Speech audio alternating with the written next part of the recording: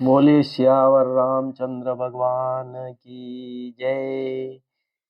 कल के वीडियो में अपन ने सुना कि निषाद राज के साथ भरत जी प्रयागराज में पहुंचे। अब आगे आप प्रेम से बोले सियावर रामचंद्र भगवान की जय। कल के वीडियो में अपन ने सुना कि निषाद राज के साथ भरत जी, सुनिए, भरत जी श्री रामचंद्र जी से मिलने के लिए जा रहे हैं। और अच्छा लगे तो वीडियो को सब्सक्राइब करें और लाइक करें। बोलो जय जय सिया राम, श्री राम जय राम, जय जय राम, श्री राम जय राम, जय जय राम, श्री राम जय राम, जय जय राम, श्री राम जय राम, जय जय राम। भरत जी ने तीसरे पहर में प्रयाग में प्रवेश किया था। अब उससे आगे पढ़ते हैं। उनके चरणों में छाले कैसे चमकते हैं, जैसे कमल की कली पर ओस की बूंदें चमकती हों। भरत जी आज पैदल ही चलकर आए हैं। यह समाचार सुनकर सारा समाज दुखी हो गया।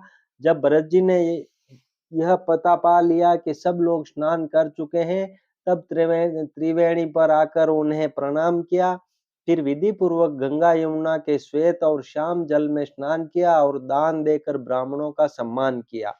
श्याम और सफेद यमुना जी और गंगा जी की लहरों को देखकर भरत जी का शरीर पुलकित हो उठा और उन्होंने हाथ जोड़कर कहा, हे तीर्थराज, आप समस्त कामनाओं को पूर्ण करने वाले हैं। आपका प्रभाव वेदों में प्रसिद्ध और संसार में प्रकट है। मैं अपना धर्म, क्षत्रिय का धर्म होता है मांगना नहीं चाहिए, तो न मांगने का क्षत्रिय धर्म त्याग कर आपसे भीख मांगता हूँ। आर्त मनुष्य कौन सा कुकर्म नहीं करता, ऐसा हृदय में जानकर सुजान उत्तम दानी जगत में मांगने वाले की वाणी को सफल किया करते हैं। अर्थात वो जो मांगता है सो दे देते हैं। मुझे न अर्थ की रुचि है, इच्छा है, न धर्म की, न काम की, और न मैं मोक्ष ही चाहता हूँ। जन्म जन्म में मेरा श्री राम जी के चरणों में प्रेम हो, बस यही वरदान मांगता हूँ, दूसरा कुछ नहीं। स्वयं श्री रामचंद्र जी भी भले ही मुझे कुटिल समझे और लोग मुझे गुरुद्रोही तथा स्वामी द्रोही भले ही कहें, पर श्री सीताराम जी के चरणों में मेरा प्रेम आपकी कृपा से दिन दिन बढ़ता ही रहे।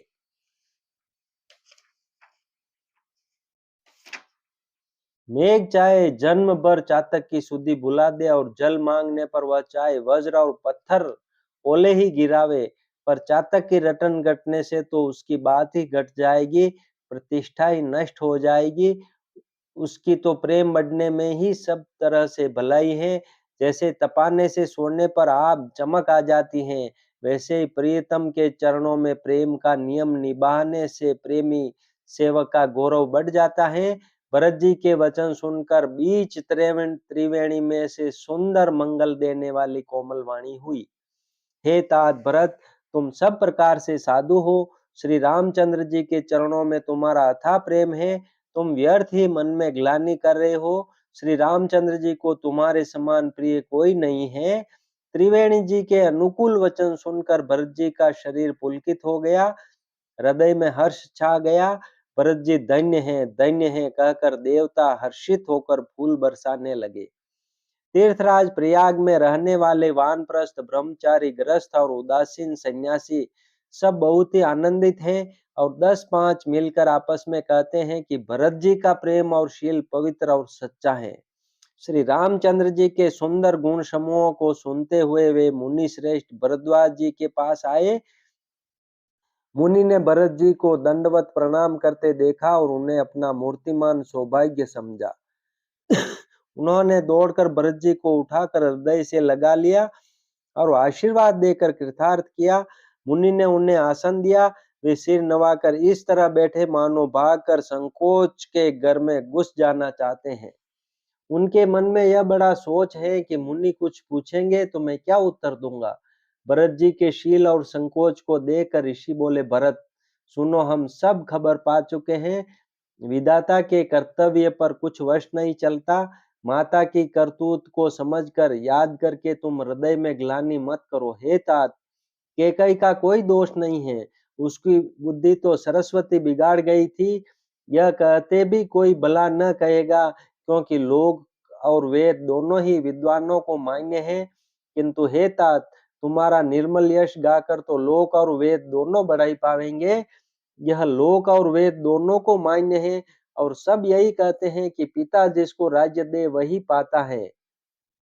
राजा सत्यव्रती थे, तुमको बुलाकर राज्य देते तो सुख मिलता, धर्म रहता और बड़ाई होती।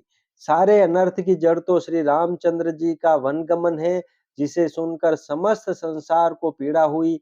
वह श्री राम का वन गमन भी भाविवश हुआ।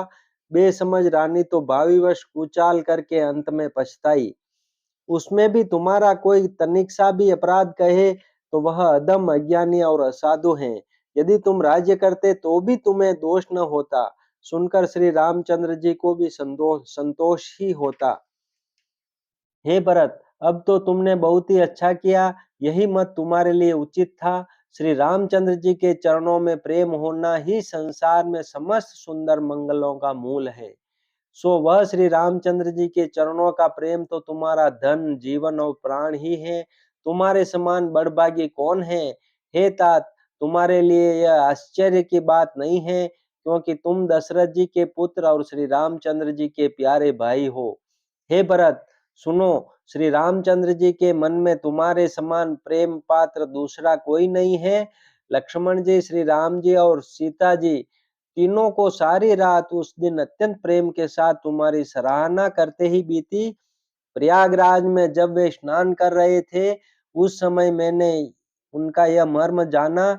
वे तुम्हारे प्रेम में मग्न हो रहे थे। तुम पर श्री रामचंद्र जी का ऐसा ही अगाध स्नेह है, जैसा मूर्ख विषयासक्त मनुष्य का संसार में सुखमय जीवन पर होता है। यह श्री रघुनाथ जी की बहुत बड़ाई नहीं है, क्योंकि श्री रघुनाथ जी तो शरणागत के कुटुंब भर को पालने वाले हैं। हे भरत, मेरा यह मत है कि तुम तो मानो शरीरधारी श्री राम जी के प्रेम ही हो।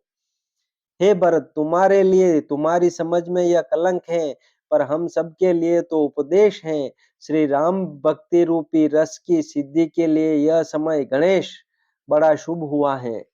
हे तात, तुम्हारा यश निर्मल नवीन चंद्रमा है, और श्री रामचंद्र जी के दास कुमुद और चकोर हैं।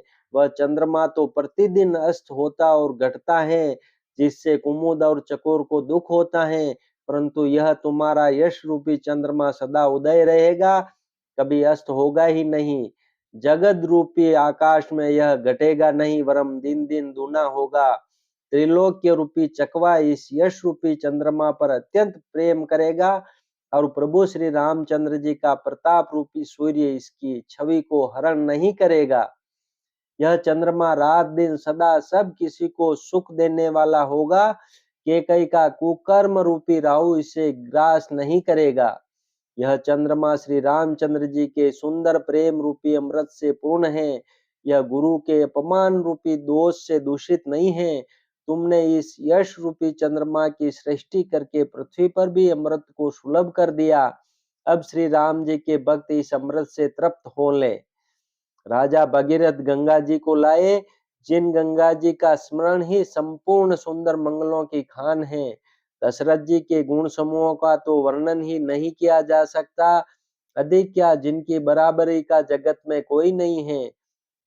जिनके प्रेम और संकोच शील के वश में होकर स्वयं सच्चिदानंद घन भगवान श्री राम आकर प्रकट हुए, जिन्हें श्री महादेव जी अपने हृदय के नेत्रों से कभी अगा कर नहीं देख पाए, अर्थात जिनका स्वरूप हृदय में देखते देखते शिव जी कभी तृप्त नहीं हुए, परंतु उनसे भी बढ़कर तुमने कीर्ति रूपी अनुपम चंद्रमा को उत्पन्न किया, जिसमें श्री राम प्रेम ही हिरण के चिन्ह के रूप में बसता है।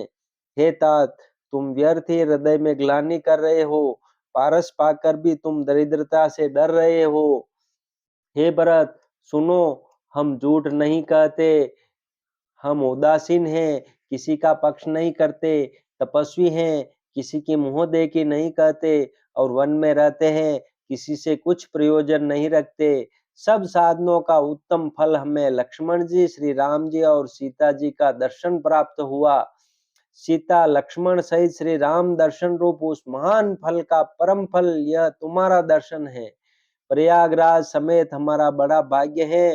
हे भरत, तुम धन्य हो, तुमने अपने यश से जगत को जीत लिया है। ऐसा कहकर मुनि प्रेम में मग्न हो गए। भरद्वाज मुनि के वचन सुनकर सभासद हर्षित हो गए। साधु साधु कहकर सराहना करते हुए देवताओं ने फूल बरसाए।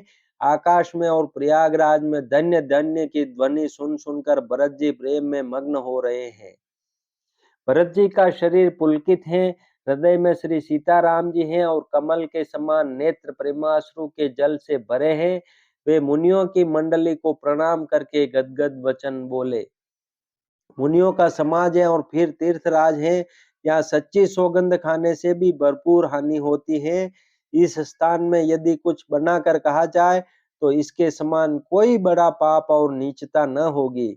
मैं सच्चे भाव से कहता हूँ, आप सर्वज्ञ हैं और श्री रघुनाथ जी हृदय के भीतर की जानने वाले हैं। मैं कुछ भी असत्य कहूंगा तो आपसे और उनसे छिपा नहीं रह सकता। मुझे माता कैकेयी की करनी का कुछ भी सोच नहीं है और न मेरे मन में इसी बात का दुख है कि जगत मुझे नीच समझेगा। न यही डर है कि मेरा परलोक बिगड़ जाएगा और न पिताजी के मरने का ही मुझे शोक है, क्योंकि उनका सुंदर पुण्य और सुयश विश्व भर में सुशोभित है। उन्होंने श्री राम लक्ष्मण सरी के पुत्र पाए। फिर जिन्होंने श्री रामचंद्र जी के विरह में अपने क्षण भंगुर शरीर को त्याग दिया, ऐसे राजा के लिए सोच करने का कौन प्रसंग है। सोच इसी बात का है कि श्री राम जी, लक्ष्मण जी और सीता जी पैरों में बिना जूती के मुनियों का वेश बनाए वन वन में फिरते हैं। वे वल्कल वस्त्र पहनते हैं, फलों का भोजन करते हैं, पृथ्वी पर कुश और पत्ते बिछाकर सोते हैं और वृक्षों के नीचे निवास करके नित्य सर्दी, गर्मी, वर्षा और हवा सहते हैं। इसी दुख की जलन से निरंतर मेरी छाती जलती रहती है। मुझे न दिन में भूख लगती है, न रात को नींद आती है। मैंने मन ही मन समस्त विश्व को खोज डाला, पर इस कुरोग की औषध कहीं नहीं है। माता का कुमत बुरा विचार पापों का मूल बढ़ई है। उसने हमारे हित का बसूला बनाया, उससे कलह रूपी कुकाट का कुयंत्र बनाया और 14 वर्ष की अवधि रूपी कठिन कुमंत्र पढ़कर उस यंत्र को गाड़ दिया। यहाँ माता का कुविचार बढ़ई है, भरत को राज्य बसूला है, राम का वनवास कुयंत्र है और 14 वर्ष की अवधि कुमंत्र है। मेरे लिए उसने यह सारा कुठाट बुरा समाज रचा और सारे जगत को 12 बाट छिन्न भिन्न करके नष्ट कर डाला। यह कुयोग श्री रामचंद्र जी के लौट आने पर ही मिट सकता है और तभी अयोध्या बच सकती है, दूसरे किसी उपाय से नहीं। भरत जी के वचन सुनकर मुनि ने सुख पाया और सभी ने उनकी बहुत प्रकार से बड़ाई की। मुनि ने कहा, हे तात, अधिक सोच मत करो। श्री रामचंद्र जी के चरणों का दर्शन करते ही सारा दुख मिट जाएगा। इस प्रकार मुनि श्रेष्ठ भरद्वाज जी ने उनका समाधान करके कहा, अब आप लोग हमारे प्रेम प्रिय अतिथि बनिए और कृपा करके कंद मूल फल फूल जो कुछ हम दें स्वीकार कीजिए। बोलो श्यावर रामचंद्र भगवान की जय। श्री राम जय राम जय जय राम। श्री राम जय राम जय जय राम। श्री राम जय राम जय जय राम। श्री राम जय राम जय जय राम।